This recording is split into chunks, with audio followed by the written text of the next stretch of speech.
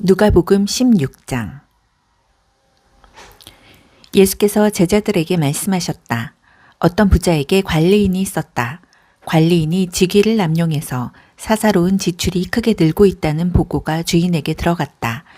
그래서 주인은 그를 불러들여 말했다. 너에 대해 들려오는 이야기가 어찌 된 것이냐.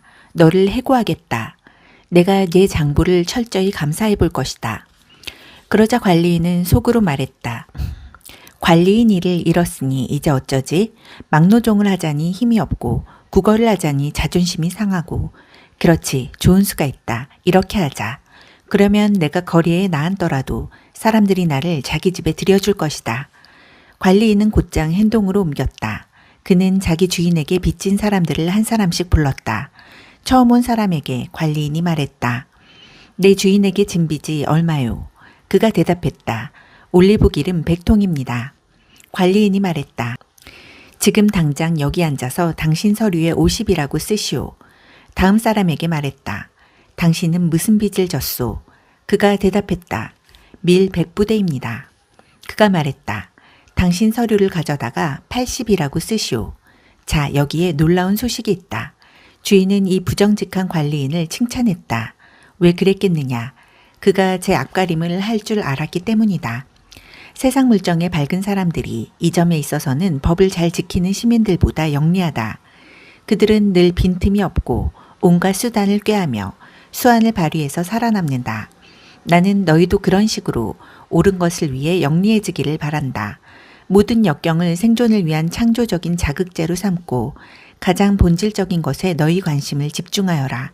그러면 너희는 선한 행동에 만족하면서 그저 그렇게 사는 것이 아니라 참으로 살게 될 것이다. 예수께서 계속해서 말씀하셨다. 너희가 작은 일에 정직하면 큰 일에도 정직할 것이다. 너희가 작은 일을 속이면 큰 일도 속일 것이다. 너희가 작은 일에 정직하지 못하면 누가 너희에게 가게를 맡기겠느냐. 2명의 사장을 위해 일하는 직원은 없다. 하나는 미워하고 하나는 사랑하거나 하나는 떠받들고 하나는 얕보게 된다. 너희가 하나님과 은행 둘 다를 섬길 수는 없다. 돈을 밝히는 무리인 바리새인들이 이 말씀을 들었다. 그들은 눈을 부라리며 그분을 현실을 모르는 대책 없는 사람으로 치부해버렸다. 그러자 예수께서 그들에게 말씀하셨다. 너희는 다른 사람들 앞에 자신을 그럴듯하게 보이는 데는 달인이다. 그러나 하나님은 겉모습이 아니라 내면을 보신다. 이 사회가 보고 대단하다고 이르는 것을 하나님은 꿰뚫어 보시고 터무니없다 하신다. 하나님의 율법과 예언자는 요한에서 절정을 이루었다. 이제 하나님 나라의 기쁜 소식이 전파된다. 이것은 모든 사람이 마음을 끄는 초대다. 하나님의 율법이 한 글자라도 달아 없어지기 전에 먼저 하늘이 풀어지고 땅이 녹아내릴 것이다. 이혼법 규정을 구실 삼아 정욕을 덮으려는 것은 간음이다. 결혼법 규정을 구실 삼아 정욕을 덮으려는 것도 간음이다. 어떤 부자가 있었는데 그는 최신 유행하는 값비싼 옷을 입고 과시적으로 돈을 쓰면서 하루하루를 허비했다. 나사로라는 가난한 사람이 그의 집 문 앞에 버려져 있었는데 온몸이 종기투성이었다. 부자의 식탁에서 떨어지는 부스러기로 끼니를 때우는 것이 그 인생의 소원이었다.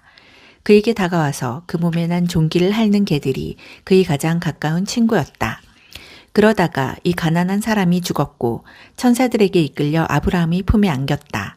부자도 죽어서 땅에 묻혔다. 지옥에서 고통받던 부자가 눈을 들어 멀리 있는 아브라함과 그 품에 안긴 나사로를 보았다. 그가 외쳤다. 아버지 아브라함이여 불쌍히 여기시고 자비를 베풀어 주십시오. 나사로를 보내서 그 손가락에 물을 찍어 제 혀를 시원하게 해주십시오. 제가 이 불 속에서 몹시 괴롭습니다. 그러자 아브라함이 말했다. 얘야, 너는 사는 동안에 좋은 것을 받았고 나사로는 나쁜 것을 받았다는 사실을 기억하여라. 여기는 그렇지 않다. 여기서는 그가 위로를 받고 너는 고통을 받는다. 게다가 너희와 우리 사이에 큰 수렁이 있어서 우리 쪽에서 너희에게 가고 싶어도 갈 수 없고 너희 쪽에서도 아무도 우리에게 건너올 수 없다. 부자가 말했다. 그러면 아버지 부탁이 있습니다. 5 형제가 있는 내 아버지 집으로 나사로를 보내주십시오. 그가 그들에게 진실을 알리고 경고해서 그들만큼은 이 고통의 자리에 오지 않도록 해주십시오. 아브라함이 대답했다. 그들에게는 진실을 말해줄 모세와 예언자들이 있다.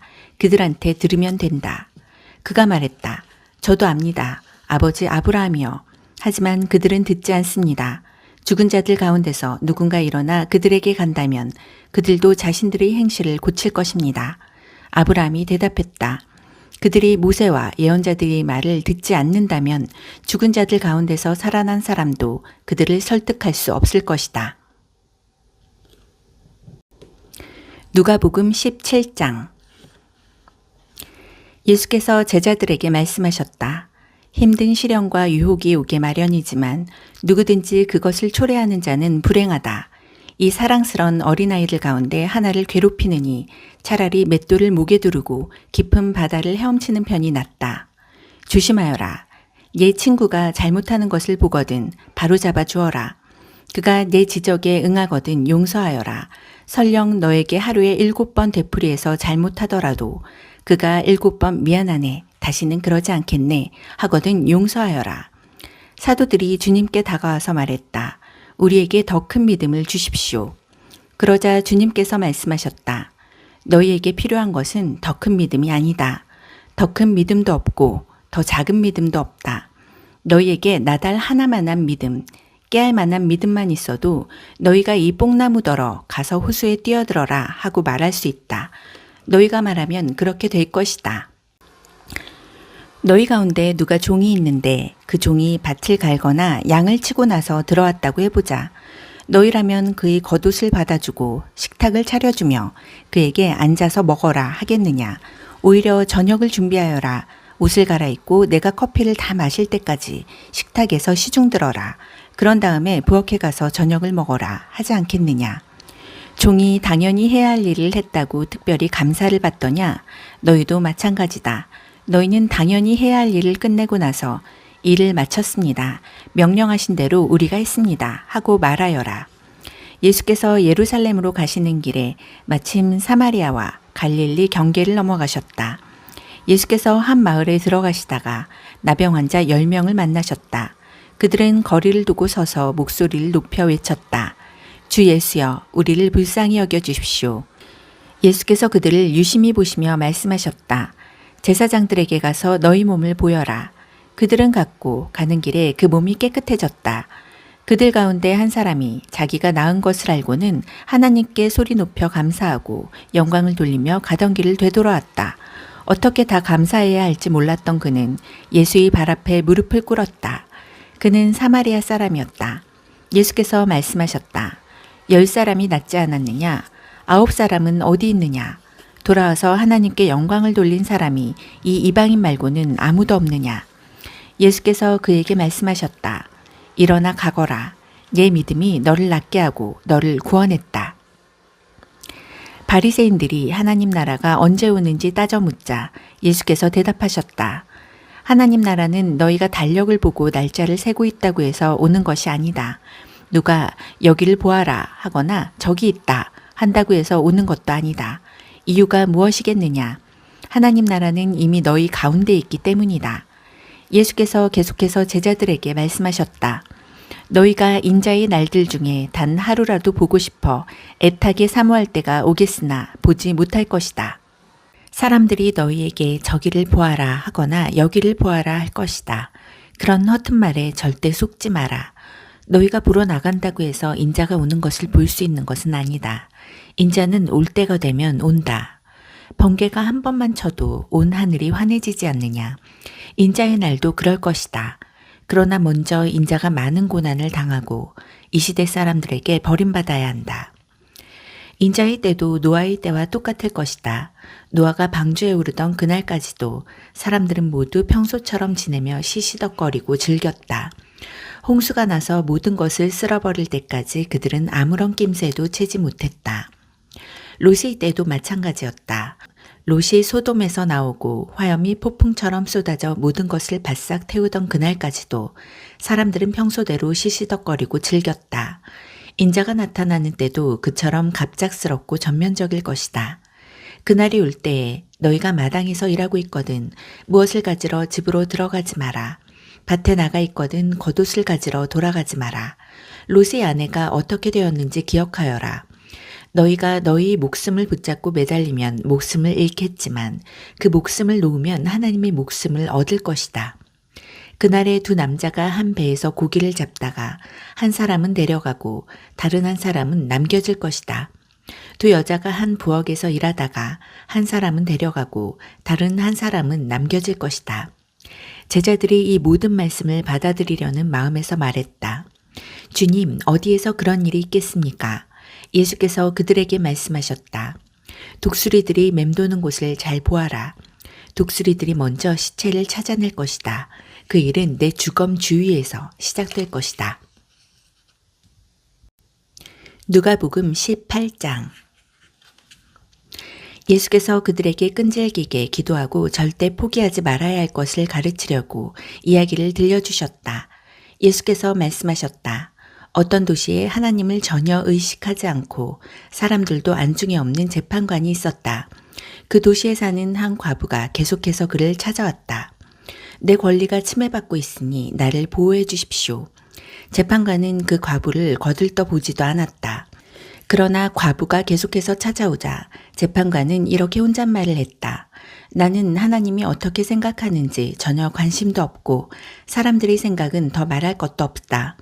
그런데 이 과부가 끝까지 나를 귀찮게 할 텐데 뭔가 조치를 취해서 이 여자가 정당한 대우를 받도록 해주는 편이 차라리 낫겠다. 그러지 않으면 이 여자의 집요한 펀치에 내가 시퍼렇게 멍이 들고 말겠다. 주님께서 말씀하셨다. 너희는 이 불의한 재판관이 하는 말을 들었느냐? 그렇다면 너희는 도움을 구하며 끊임없이 부르짖는 택하신 백성을 위해 하나님이 개입하셔서 정의를 이루어 주시리라고 왜 생각지 않느냐? 하나님이 자기 백성의 권리를 지켜주시지 않겠느냐? 내가 보장한다. 하나님이 반드시 그렇게 해주실 것이다. 그분은 질질 끌지 않으실 것이다. 그러나 인자가 다시 올 때에 그처럼 끈질긴 믿음을 이 땅에서 얼마나 찾을 수 있겠느냐. 자신이 도덕적 행위에 흡족해하며 자만심에 빠져서 보통 사람들을 업신여기는 사람들에게 예수께서 다음 이야기를 들려주셨다. 두 사람이 기도하러 성전에 올라갔다. 한 사람은 바리새인이고 다른 한 사람은 세금 징수원이었다. 바리새인은 자세를 잡고 이렇게 기도했다. 오 하나님, 내가 다른 사람과 같지 않으니 감사합니다. 강도나 사기꾼이나 가늠하는 자나 행여 이 세금 징수원과도 같지 않으니 감사합니다.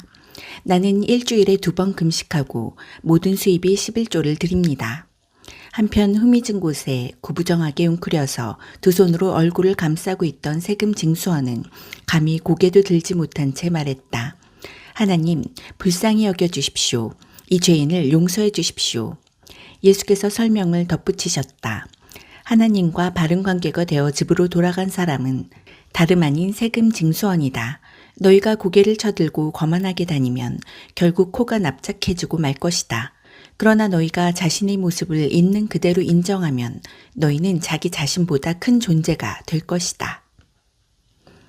사람들이 예수께서 만져주시기를 바라며 그분께 아이들을 데려왔다. 제자들이 그것을 보고는 그들을 쫓아냈다. 그러자 예수께서 그들을 다시 부르셨다. 이 아이들을 그냥 두어라. 아이들과 나 사이에 끼어들지 마라. 이 아이들은 천국이 자랑이며 기쁨이다. 명심하여라. 너희가 하나님 나라를 아이처럼 단순하게 받아들이지 않으면 절대로 그 나라에 들어갈 수 없다. 하루는 한 지방관리가 예수께 물었다. 선하신 선생님, 제가 무엇을 해야 영원한 생명에 들어갈 자격을 얻겠습니까? 예수께서 말씀하셨다. 어째서 나를 선하다고 하느냐? 오직 하나님 한 분 외에는 선하신 분이 없다. 계명에 간음하지 마라, 살인하지 마라, 도둑질하지 마라, 거짓말하지 마라, 내 부모를 공경하라 하지 않았더냐? 그가 말했다. 선생님, 제가 기억하기로는 그 계명들은 제가 다 지켰습니다. 예수께서 그 말을 들으시고 말씀하셨다. 그렇다면 남은 일은 하나뿐이다. 내가 가진 것을 다 팔아서 가난한 사람들에게 거저주어라. 그러면 내가 하늘의 부를 갖게 될 것이다. 그런 다음 와서 나를 따라라. 그것은 그 관리가 전혀 예상치 못한 말이었다. 큰 부자인 그는 몹시 근심했다. 그는 많은 것을 움켜쥐고 있었고 그것을 놓을 마음이 없었다. 예수께서 그의 반응을 보시고 말씀하셨다. 많이 가진 사람이 하나님 나라에 들어가는 것이 얼마나 어려운지 아느냐. 부자가 하나님 나라에 들어가는 것보다 낙타가 바늘귀로 지나가는 것이 더 쉽다. 다른 사람들이 물었다. 그러면 어느 누가 가망이 있겠습니까? 예수께서 말씀하셨다. 너희 힘으로 해낼 수 있다고 생각하면 전혀 가망이 없다. 그러나 하나님께서 하실 수 있다고 믿으면 얼마든지 가능한 일이다. 베드로가 이야기 주도권을 다시 잡으려고 이렇게 말했다. 우리는 가진 것을 다 버리고 주님을 따랐습니다. 그렇지 않습니까? 예수께서 말씀하셨다. 그렇다. 너희는 절대 후회하지 않을 것이다. 집과 배우자와 형제자매와 부모와 자식과 그 무엇을 희생하고서 손해볼 사람은 아무도 없다. 너희 평생에 그 모든 것을 여러 배로 돌려받을 것이다. 영원한 생명도 덤으로 받을 것이다. 그 후에 예수께서 12제자를 따로 한쪽으로 데리고 가셔서 말씀하셨다. 잘 들어라. 우리는 지금 예루살렘으로 올라가는 길이다. 인자에 대해 예언서에 기록된 것이 모두 이루어질 것이다. 사람들이 인자를 로마 사람들에게 넘겨주어 조롱하고 놀리고 침뱉을 것이다. 그리고 인자를 고문한 뒤에 죽일 것이다. 그러나 사흘 후에 인자는 다시 살아날 것이다. 하지만 제자들은 깨닫지 못했고 예수께서 무슨 말을 하시는지 전혀 감을 잡지 못했다. 예수께서 여리고 외곽에 이르셨다. 한 눈먼 사람이 길가에 앉아서 구걸하고 있었다. 그는 무리가 술렁이는 소리를 듣고 무슨 일인지 물었다. 사람들이 그에게 말했다. 나사렛 예수께서 지나가신다. 그러자 그가 갑자기 소리쳤다. 예수여, 다윗의 자손이여, 불쌍히 여겨주십시오. 저를 불쌍히 여겨주십시오. 앞서가던 사람들이 그에게 조용하라고 했으나 그는 오히려 더 크게 소리쳤다. 다윗의 자손이여, 불쌍히 여겨주십시오. 저를 불쌍히 여겨주십시오. 예수께서 걸음을 멈추시고 그를 데려오라고 말씀하셨다. 그가 가까이 오자 예수께서 물으셨다. 내게 무엇을 원하느냐? 그가 말했다. 주님, 다시 보기 원합니다. 예수께서 말씀하셨다. 다시 보아라. 내 믿음이 너를 구원했고 낫게 했다. 그는 즉시 고침을 받았다. 그가 고개를 들어서 보니 앞이 보였다. 그는 하나님께 영광을 돌리며 예수를 따라갔다. 길가에 있는 사람들도 모두 합류하여 큰 소리로 하나님을 찬양했다. 누가복음 19장. 예수께서 여리고에 들어가 걷고 계셨다. 삭개오라는 사람이 거기에 있었는데 그는 세금 징수원의 우두머리이자 상당한 부자였다. 그는 예수를 보고 싶은 마음이 간절했으나 무리 때문에 시야가 가렸다. 키가 작아서 사람들 너머로 볼 수가 없었다. 그는 예수께서 지나가실 때 보려고 먼저 달려가 뽕나무에 올라갔다. 예수께서 나무 밑에 오셔서 올려다보며 말씀하셨다. 삭개오야, 어서 내려오너라. 오늘은 내가 내 집에서 묵어야겠다. 삭개오는 자신의 행운이 도저히 믿기지 않았다. 그는 나무에서 내려와 기쁜 마음으로 예수를 자기 집에 모셨다. 그 일을 본 사람들이 하나같이 분개하며 투덜거렸다. 저분이 무슨 일로 이 사기꾼 같은 사람을 가까이 하는가? 삭개오는 놀라서 그냥 그 자리에 서 있었다. 그가 더듬거리며 사죄했다. 주님, 제 수입의 절반을 가난한 사람들에게 거저 주겠습니다. 그리고 제가 남을 속인 일이 있으면 그 피해액을 4배로 보상하겠습니다. 예수께서 말씀하셨다. 오늘은 이 집에 구원이 임한 날이다. 여기 아브라함의 자손 삭개오가 있다. 인자는 잃어버린 자를 찾아 회복시키려고 왔다. 그들이 말씀에 집중하고 있을 때 예수께서 다음 이야기를 들려주셨다. 그렇게 하신 것은 사람들이 예루살렘 가까이 이르면서 하나님 나라가 금방이라도 나타날 것 같은 기대감으로 고조되어 있었기 때문이다. 왕가의 자손인 사람이 있었는데 그는 자신이 통치권을 위임받기 위해 멀리 본국까지 다녀와야 했다. 그는 먼저 종 10명을 한 곳에 불러 모아 각 사람에게 돈을 얼마씩 주면서 내가 돌아올 때까지 이 돈을 잘 운용하여라 하고 지시했다. 그런데 그곳 사람들은 그를 미워했다. 그래서 그들은 그의 통치에 반대하는 탄원서를 작성하여 사절단에게 들려서 보냈다. 우리는 이 사람이 우리를 다스리는 것을 원치 않습니다. 통치권을 위임받고 돌아온 그는 돈을 맡겼던 종 10명을 불러 그들이 돈을 어떻게 운용했는지 알아보았다. 첫 번째 종이 말했다. 주인님, 주인님이 돈을 2배로 늘렸습니다. 그가 말했다. 착한 종아, 잘했다. 내가 이 작은 일을 믿음직스럽게 해냈으니 내가 너를 10성읍을 다스리는 자로 삼겠다. 두 번째 종이 말했다. 주인님, 주인님의 돈으로 절반의 수익을 남겼습니다. 그가 말했다. 내가 네게 5성읍을 맡기겠다. 다음 종이 말했다. 주인님, 여기 주인님의 돈을 안전하게 가져왔습니다. 저는 그 돈을 지하실에 숨겨두었습니다. 솔직히 말씀드리면 저는 두려웠습니다. 제가 알기로 주인님은 기준이 높고 적당히 하는 것을 싫어하며 어리석은 짓을 용서하지 않으십니다. 그가 말했다. 네 말대로 나는 어리석은 짓을 용서하지 않는다. 그런데 너는 어리석은 짓을 했구나. 왜 너는 그 돈을 안전한 곳에라도 투자하지 않았느냐. 그랬더라면 조금이라도 이득을 보았을 것이다. 그가 거기 서 있는 사람들에게 말했다. 이자의 돈을 빼앗아 내 돈을 2배로 늘린 종에게 주어라. 그들이 말했다. 하지만 주인님, 그 사람은 이미 2배를 가지고 있습니다. 그가 말했다. 내 말이 그 말이다. 너희가 목숨을 걸면 상상도 못할 만큼 많이 받게 된다. 그러나 안전에 급급하면 빈털터리가 되고 만다. 나의 통치에 반대하는 탄원을 했던 이 원수들을 여기서 끌어내어라. 다시는 여기서 그들의 얼굴을 보고 싶지 않다. 이 말씀을 하시고 나서 예수께서 곧장 예루살렘으로 향하셨다. 올리브산에 있는 벳바게와 베다니에 이르렀을 때 예수께서 2 제자를 보내시며 지시하셨다. 맞은편 마을로 가거라. 들어가서 보면 아직 아무도 타보지 않은 나귀 새끼가 줄에 매여 있을 것이다. 줄을 풀어서 끌고 오너라. 왜 그러시오? 하고 누가 묻거든 이 나귀의 주님께서 필요로 하십니다. 하여라. 2 제자가 가서 보니 예수께서 말씀하신 그대로였다. 그들이 나귀 새끼의 줄을 풀고 있는데 나귀의 주인들이 말했다. 그 나귀 새끼의 줄은 왜 푸는 것이오? 제자들이 말했다. 이 나귀의 주님께서 필요로 하십니다. 제자들이 나귀 새끼를 예수께로 끌고 와서 그 위에 자기 겉옷을 펴고 그분을 태웠다. 예수께서 나귀에 오르시자 사람들이 길 위에 자기 겉옷을 펼치며 그분을 대대적으로 환영했다.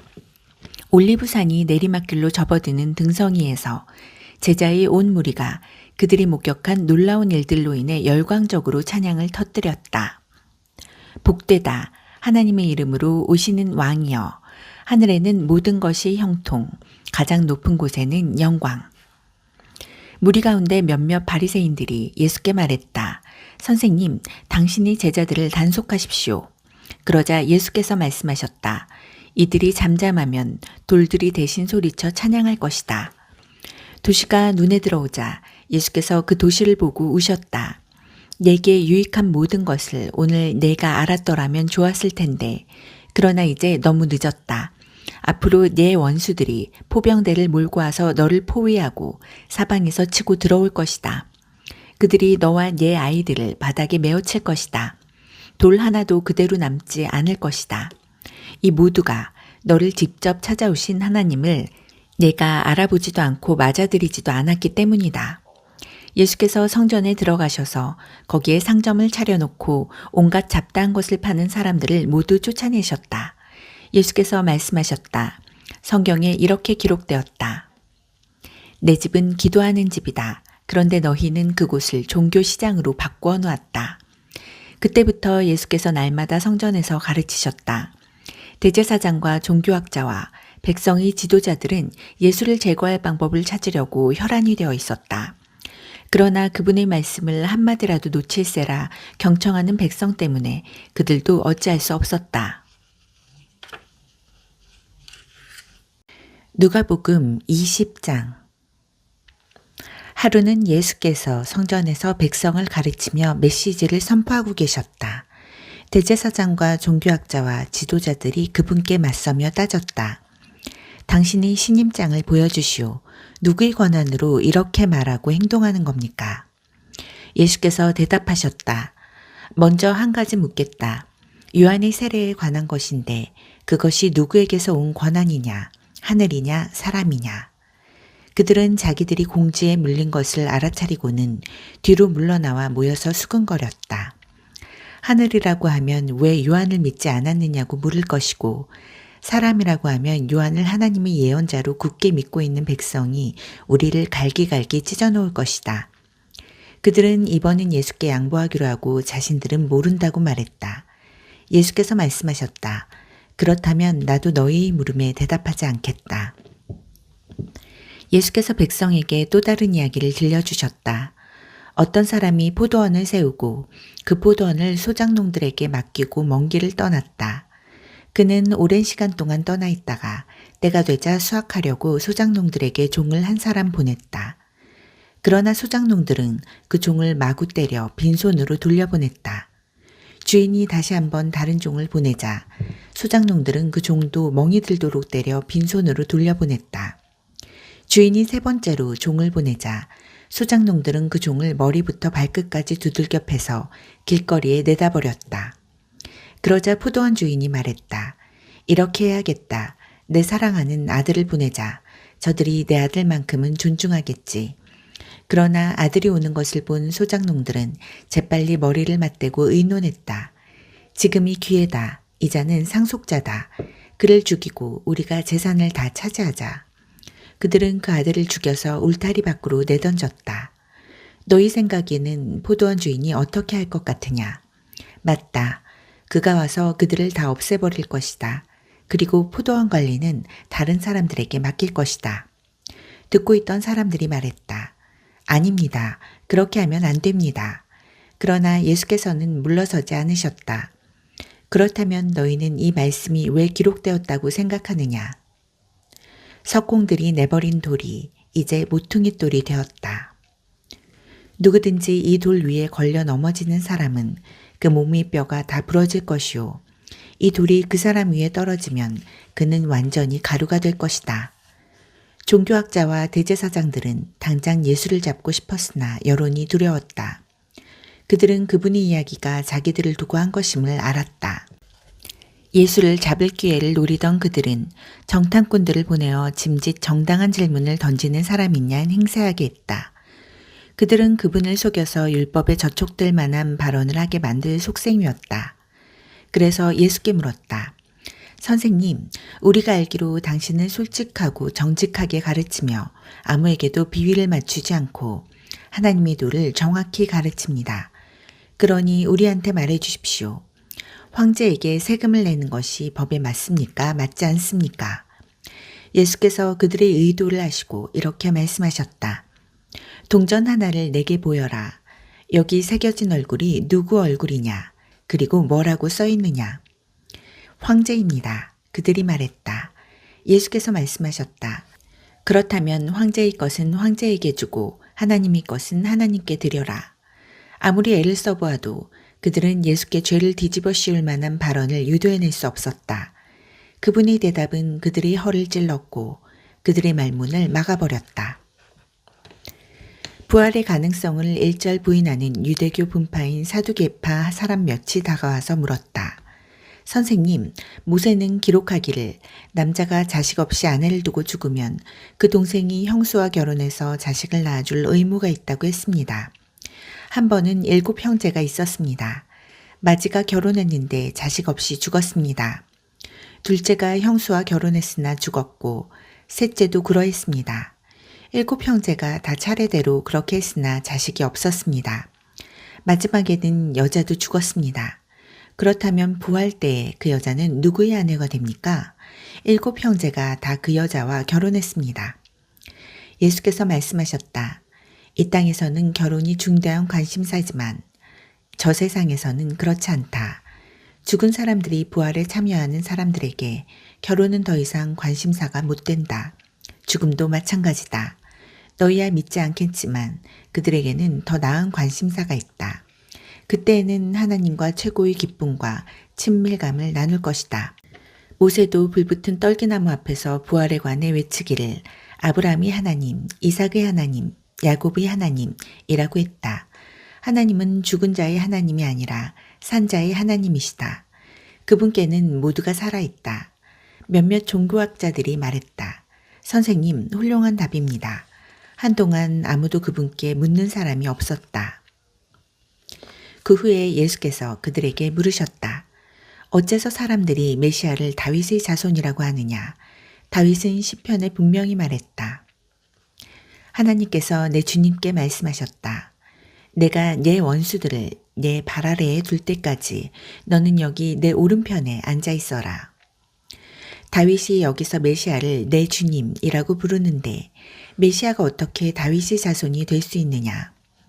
모든 사람이 듣는 가운데 예수께서 제자들에게 말씀하셨다. 종교학자들을 조심하여라. 그들은 가운을 입고 다니며 사람들이 치켜 세우는 말에 우쭐하고 중요한 자리를 차지하면서 교회의 모든 행사에서 상석에 앉기를 좋아한다. 언제나 그들은 연약하고 무력한 사람들을 착취한다. 그들의 기도가 길어질수록 그들의 상태는 더 나빠진다. 마지막에 그들은 그 값을 치르게 될 것이다. 누가복음 21장. 예수께서 눈을 들어 부자들이 헌금함에 헌금 넣는 것을 보셨다.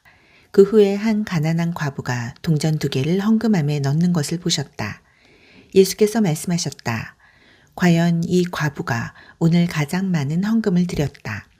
다른 사람들은 아깝지 않을 만큼 헌금했지만 이 여자는 자기 형편보다 넘치도록 드렸다. 자신이 전부를 드린 것이다. 하루는 사람들이 모여서 성전에 대해 이야기하고 있었다.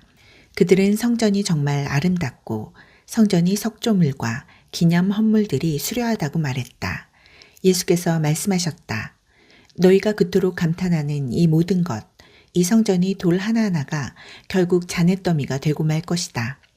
그들이 예수께 물었다. 선생님, 그런 일이 언제 일어나겠습니까? 그런 일이 일어나려고 할 때 우리에게 어떤 징조가 있겠습니까? 예수께서 말씀하셨다. 사이비 종말론자들을 조심하여라.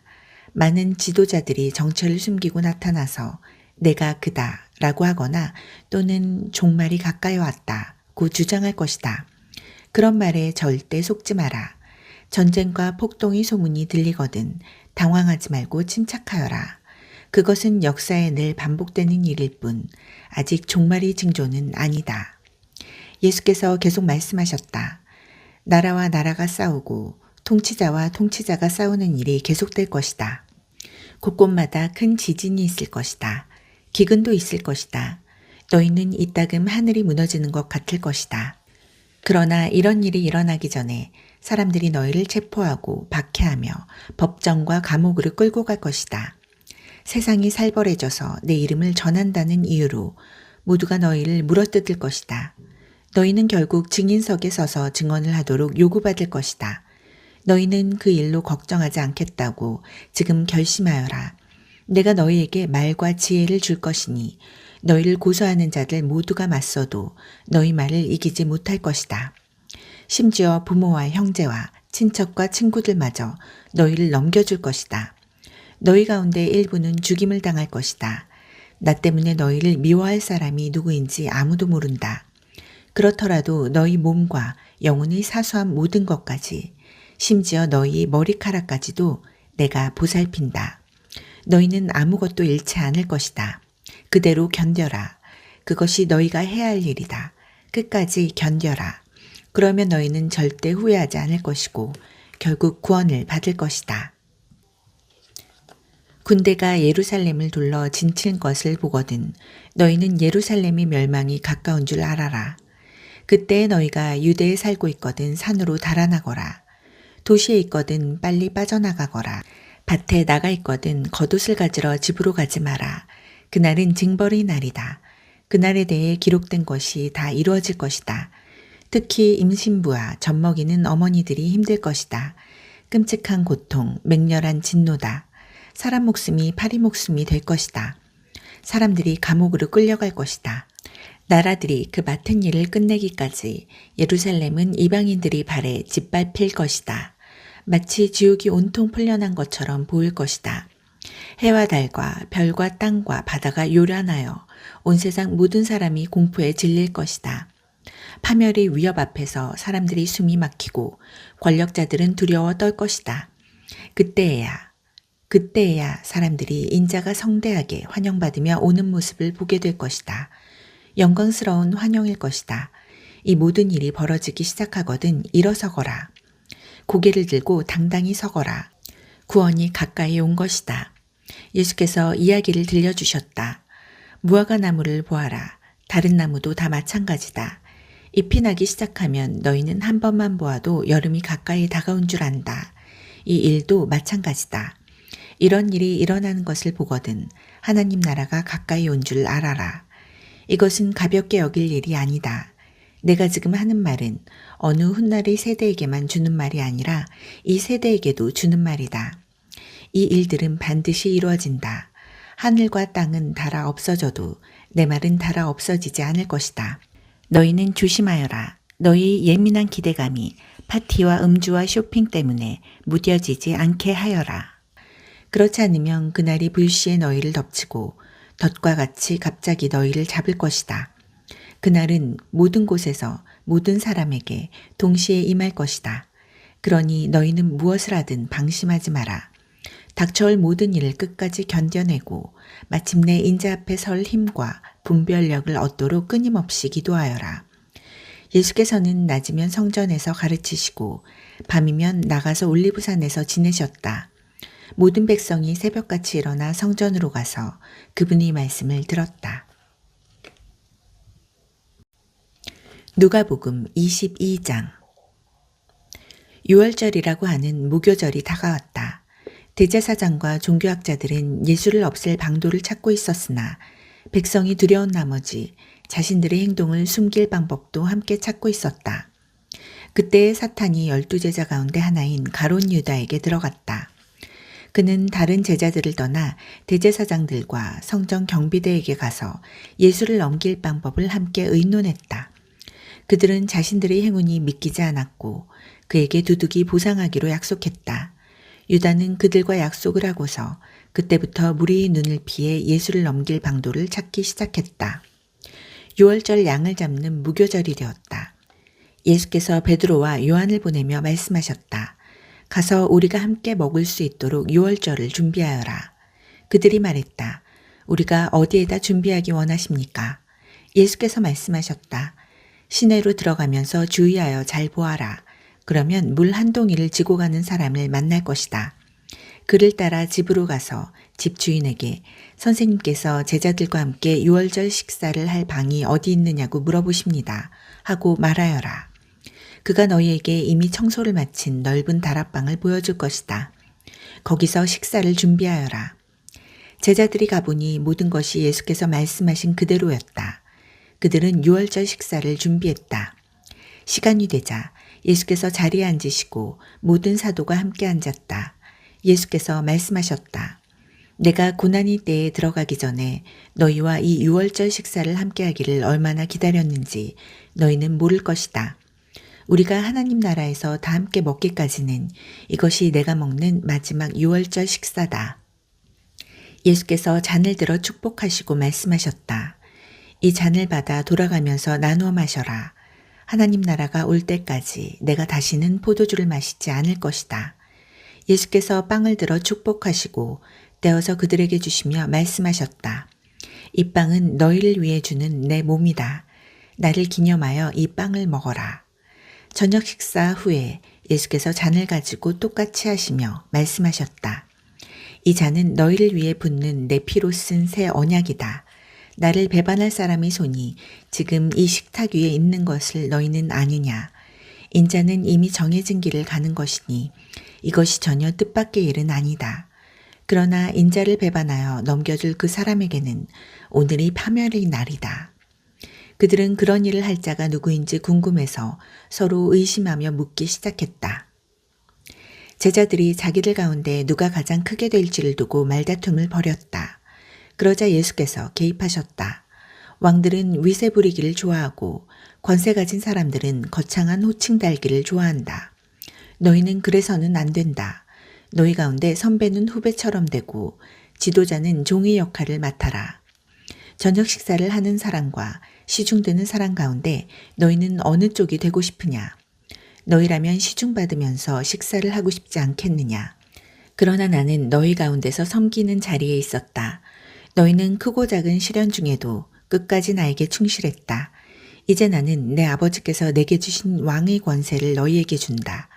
그리하여 너희는 내 나라에서 내 식탁에 앉아 먹고 마시며 하나님 백성의 회중 가운데서 책임을 감당할 힘을 얻게 될 것이다. 시몬아, 방심하지 마라. 사탄이 밀에서 결을 가려내듯이 너희 모두를 내게서 떼어놓으려고 안간힘을 썼다. 시몬아, 내가 굴복하거나 지쳐 쓰러지지 않도록 내가 특히 너를 위해 기도했다.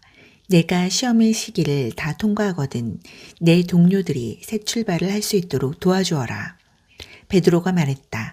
주님과 함께라면 저는 무엇이든지 할 각오가 되어 있습니다. 주님을 위해서라면 감옥이라도 가겠습니다. 주님을 위해 죽기까지 하겠습니다. 예수께서 말씀하셨다. 베드로야, 안 됐지만 내게 이 말을 해야겠다. 수탉이 울기 전에 내가 나를 모른다고 3번 부인할 것이다. 예수께서 말씀하셨다. 내가 너희를 보내면서 꼭 필요한 것만 가지고 가볍게 다니라고 했을 때에 너희에게 문제가 없었느냐? 그들이 말했다. 물론입니다. 아무 문제 없이 잘 지냈습니다. 예수께서 말씀하셨다. 이번에는 다르다. 고난에 대비하여라. 힘든 시기가 닥쳐올 테니 필요한 것을 챙겨라. 너희 겉옷을 전당 잡혀서 칼을 구하여라. 그는 범죄자들과 한 무리로 여겨졌다고 기록된 성경 말씀의 최종 의미는 나에게서 완성된다. 나에 대해 기록된 모든 것이 이제 결말로 다가가고 있다. 제자들이 말했다. 보십시오, 주님, 칼 2자루가 있습니다. 그러자 예수께서 말씀하셨다. 그만하면 됐다. 칼 이야기는 그만하자. 예수께서 거기를 떠나 전에 자주 다니시던 올리브산으로 가셨다. 제자들이 그분을 따라갔다. 그곳에 이르자 예수께서 말씀하셨다. 유혹에 넘어가지 않도록 기도하여라. 예수께서 그들을 떠나 돌을 던져 닿을 만한 거리에 가셨다. 거기서 무릎을 꿇고 기도하셨다. 아버지, 이 잔을 내게서 거두어 주십시오.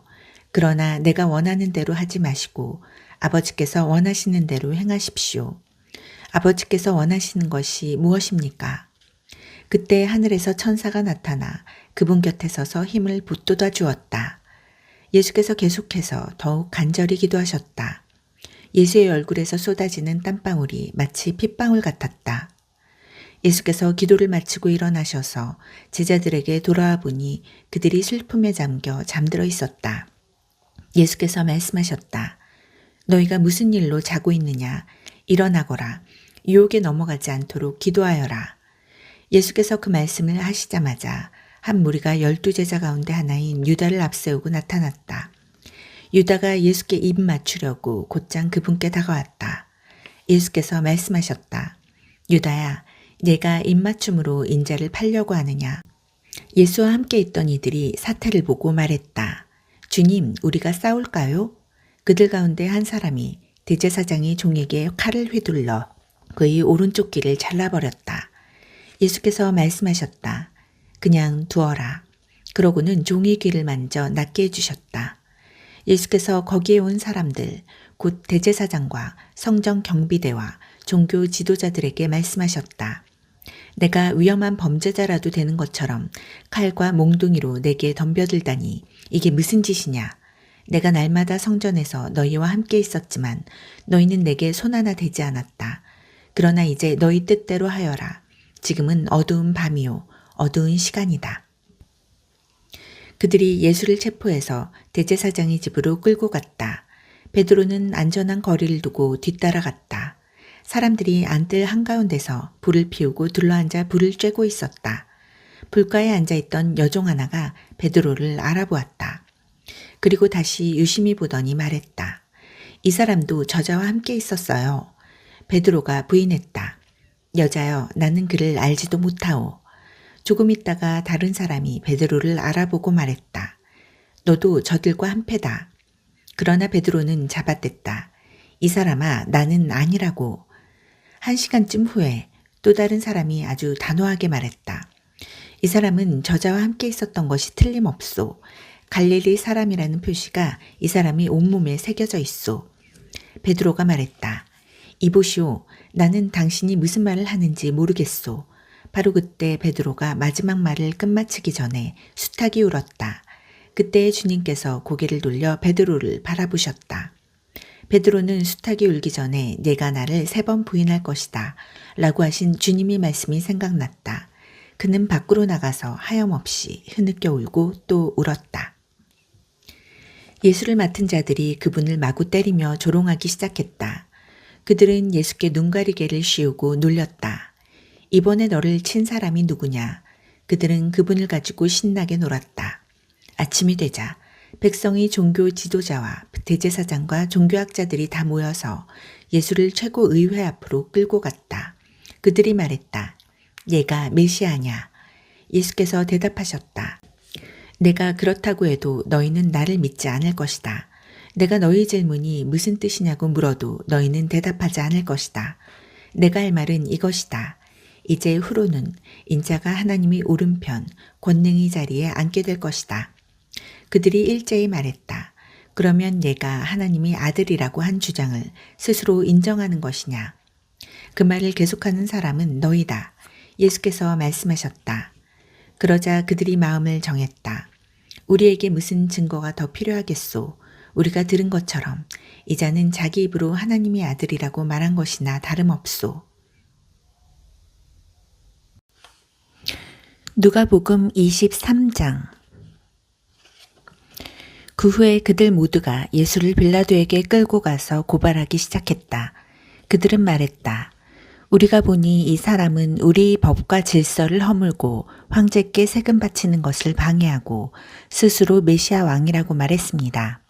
빌라도가 예수께 물었다. 얘가 유대인의 왕이라는 이 말이 사실이냐? 예수께서 대답하셨다. 그것은 내 말이 아니라 네 말이다. 빌라도는 대제사장들과 함께한 무리에게 말했다. 나는 아무 잘못도 못 찾겠소. 내가 보기에 이 자는 죄가 없는 인물 같소. 그러나 그들은 맹렬했다. 그 사람은 갈릴리에서부터 시작해서 이제는 온 유대 곳곳에서 평화를 어지럽히고 자신의 가르침으로 백성 가운데 불안을 조장하고 있습니다. 그는 평화를 위협하는 인물입니다. 빌라도가 그 말을 듣고 물었다. 그러니까 이 사람이 갈릴리 사람이란 말이요? 빌라도는 예수가 본래 헤롯의 관할이라는 것을 알고는 헤롯에게 책임을 떠넘겼다. 마침 헤롯은 며칠간 예루살렘에 와 있었다. 헤롯은 예수가 나타나자 기뻐했다. 그는 오래전부터 예수를 보고 싶어 했고 그분에 대한 이야기를 귀가 닳도록 들어왔다.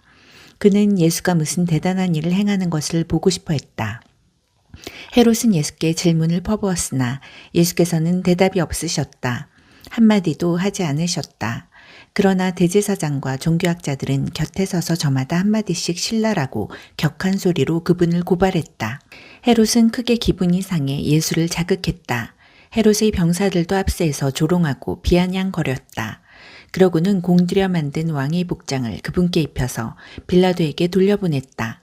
전에는 생전 가까이 하지 않던 헤롯과 빌라도가 그날은 둘도 없는 사이가 되었다. 빌라도가 대제사장과 통치자와 다른 사람들을 불러들여 놓고 말했다.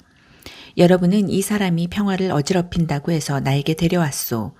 내가 여러분 모두가 보는 앞에서 그를 신문해 보았으나 여러분의 고발을 뒷받침할 만한 것을 하나도 찾지 못했소.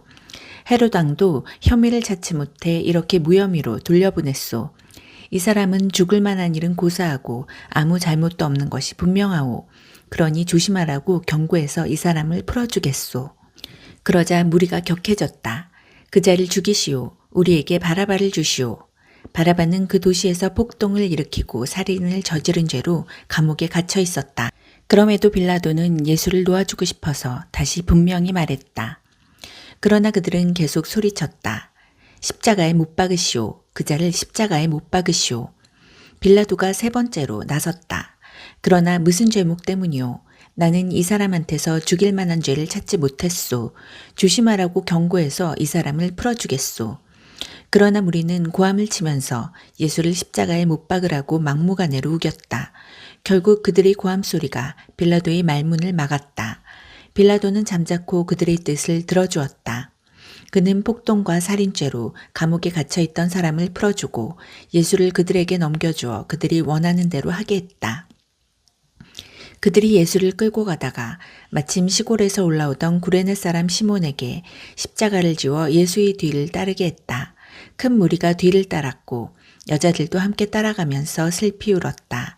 예수께서 여자들을 돌아보며 말씀하셨다. 예루살렘의 딸들아, 나를 위해 울지 마라. 너희와 너희 자녀들을 위해 울어라.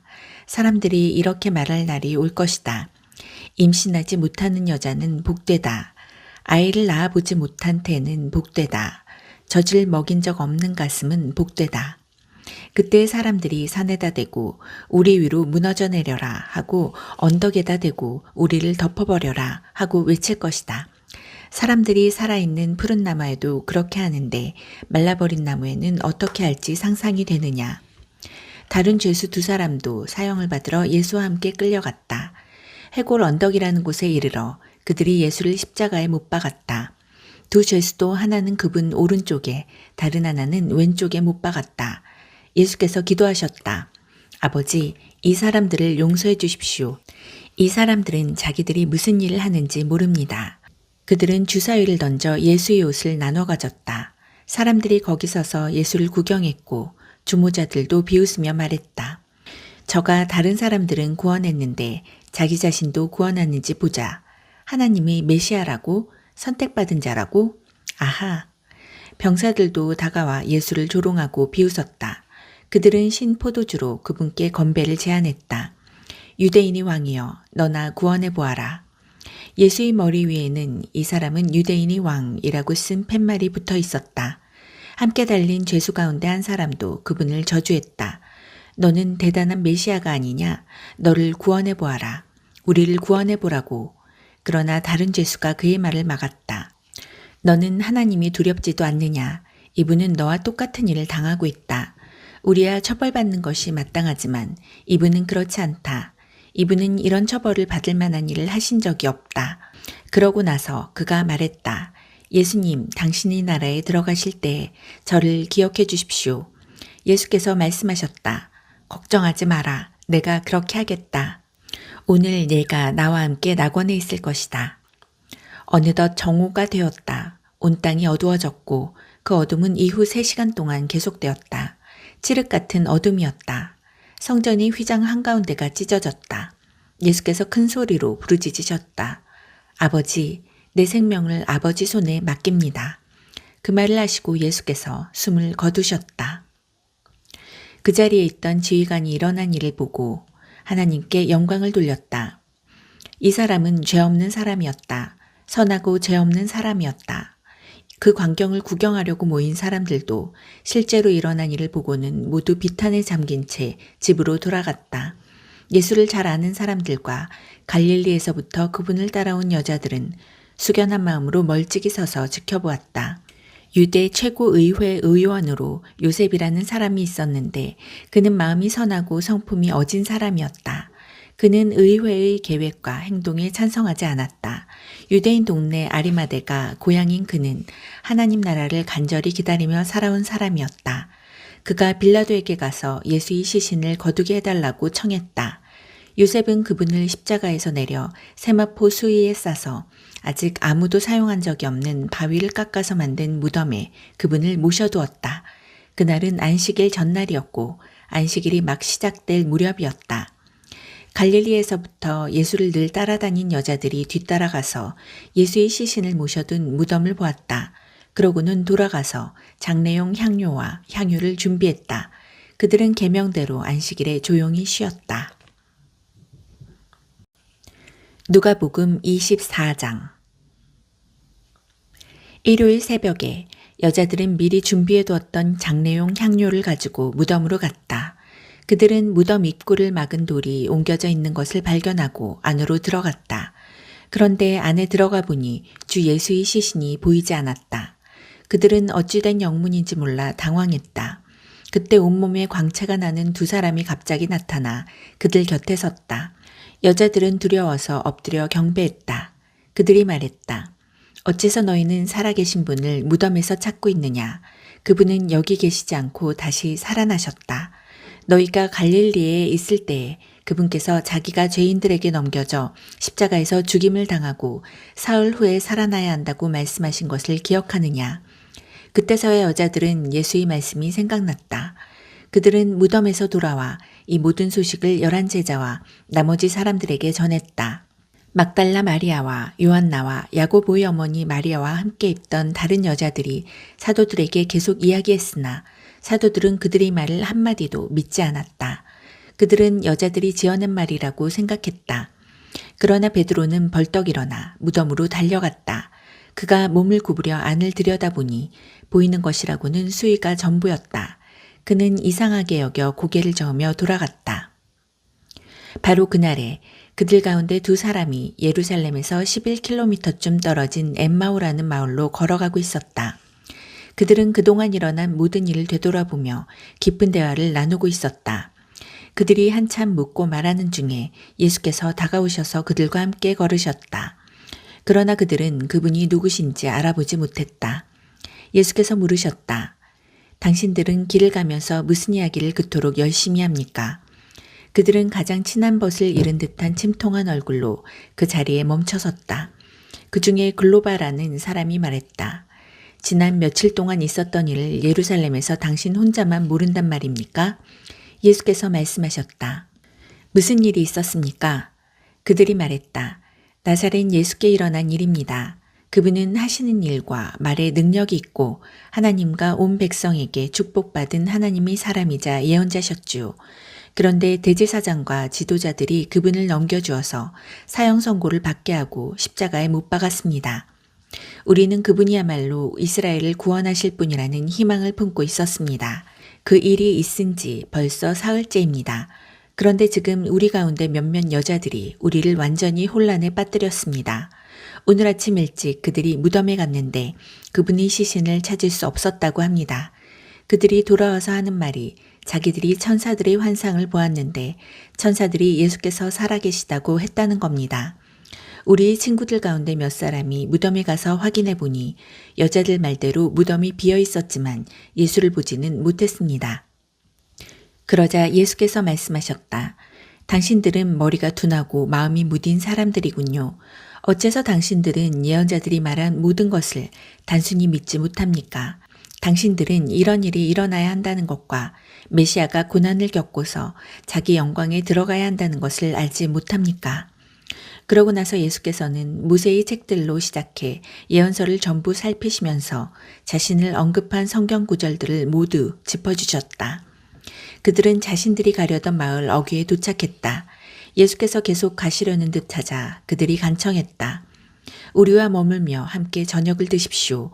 날이 저물어 저녁이 되었습니다. 그래서 예수께서 그들과 함께 들어가셨다. 예수께서 그들과 함께 식탁에 앉으셔서 빵을 들어 축복하시고 떼어서 그들에게 주셨다. 그 순간 그들의 눈이 열렸다. 깜짝 놀라 눈이 휘둥그레진 그들이 예수를 알아보았다. 그러나 그 순간 예수께서 사라지셨다. 그들이 서로 말을 주고받았다. 그분이 길에서 우리와 대화하며 성경을 풀어주실 때 우리 마음이 뜨거워지지 않았습니까? 그들은 한시도 지체하지 않고 일어나서 곧장 예루살렘으로 돌아갔다. 가보니 11제자와 친구들이 함께 모여 이야기하고 있었다. 사실이다. 주님께서 살아나셨다. 시몬이 주님을 보았다. 이어서 그 두 사람도 길에서 있었던 일과 예수께서 빵을 떼실 때 자기들이 그분을 알아본 일을 모두 이야기했다. 그들이 이런 이야기를 하고 있는데 예수께서 그들 앞에 나타나 말씀하셨다. 너희에게 평안이 있기를. 그들은 자기들이 유령을 보고 있는 줄 알고 잔뜩 겁을 먹었다. 예수께서 그들에게 말씀하셨다. 당황하지 마라. 그리고 이 모든 의심에 휩쓸리지도 마라. 내 손을 보고 내 발을 보아라. 정말로 나다. 나를 만져보아라. 머리부터 발끝까지 나를 잘 보아라. 유령은 이런 근육과 뼈가 없다. 이렇게 말씀하시며 그들에게 자신의 손과 발을 보여주셨다. 그들은 자기 눈으로 보면서도 여전히 믿을 수가 없었다.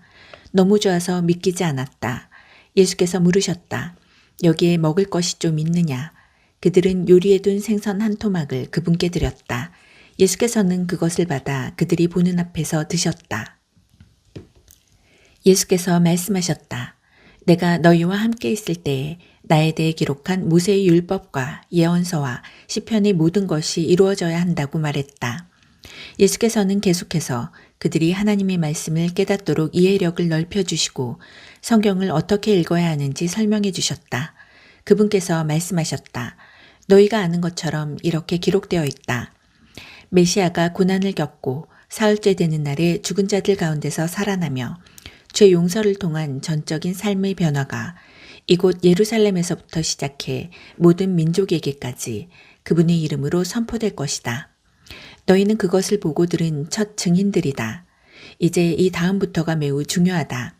내 아버지께서 약속하신 것을 내가 너희에게 보내주겠다. 너희는 그분이 오셔서 위로부터 오는 능력을 입을 때까지 이 성에 머물러 있어라. 예수께서 그들을 데리고 성에서 나가 베다니로 가셨다. 예수께서 손을 들어 그들을 축복하시고 그들을 떠나 하늘로 들려 올라가셨다. 그들은 무릎을 꿇고 그분께 경배하고 터질 듯한 기쁨을 안고 예루살렘으로 돌아왔다. 그들은 하나님을 찬양하면서 모든 시간을 성전에서 보냈다.